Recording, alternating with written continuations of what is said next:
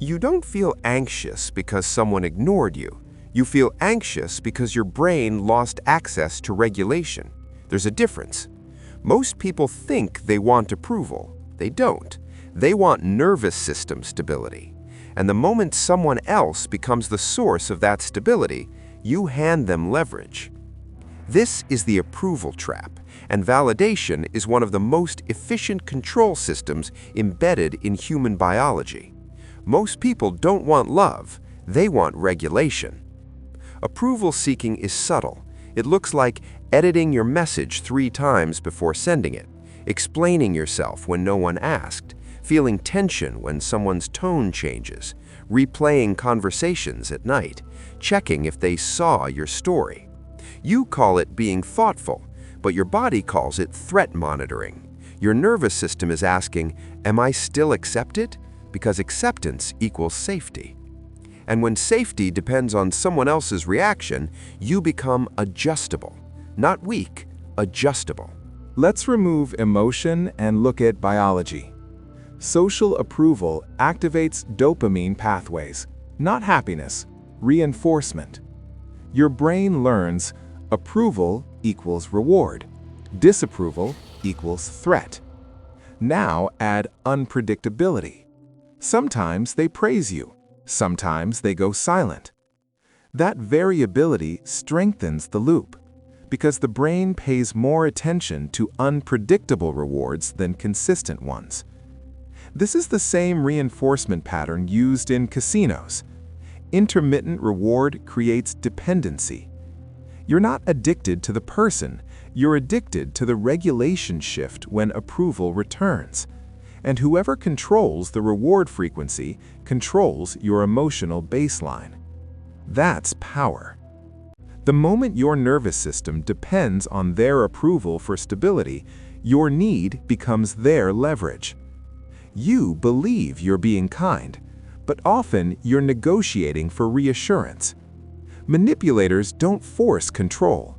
They identify who self-regulates externally. They notice who needs praise to relax, who overcorrects after criticism, who panics at distance. Then they ration validation. Hot, cold, hot, cold. You perform harder. They invest less, because the one who needs approval more always has less leverage, and leverage determines who adapts to whom. Approval seeking is not morality. It is dependency disguised as harmony. Here's the structural shift. Approval only has power if it defines your self-evaluation. When your internal standards are unclear, external opinion becomes authority. But when you measure yourself against your effort, your discipline, your principles, something changes. Silence stops destabilizing you. Criticism becomes information. Distance becomes neutral. You stop asking, do they approve? And start asking, did I act in alignment? That is psychological autonomy. And autonomy is extremely hard to manipulate. For example, my standard, I don't answer out of panic. I answer when I'm ready.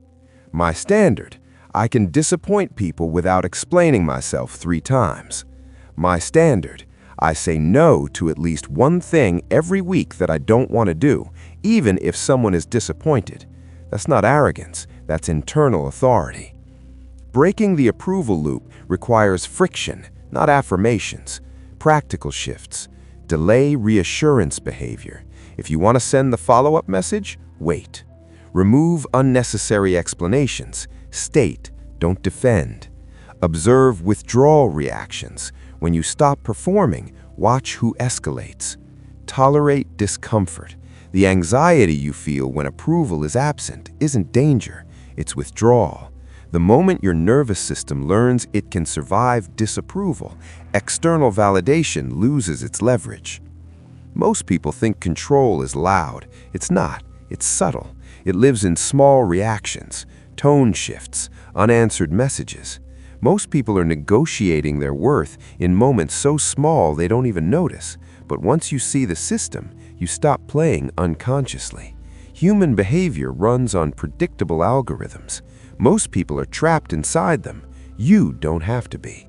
If you want psychology that doesn't shame emotions, but teaches control, direction, and self-mastery, subscribe. This channel isn't about suppressing who you are. It's about learning how to use it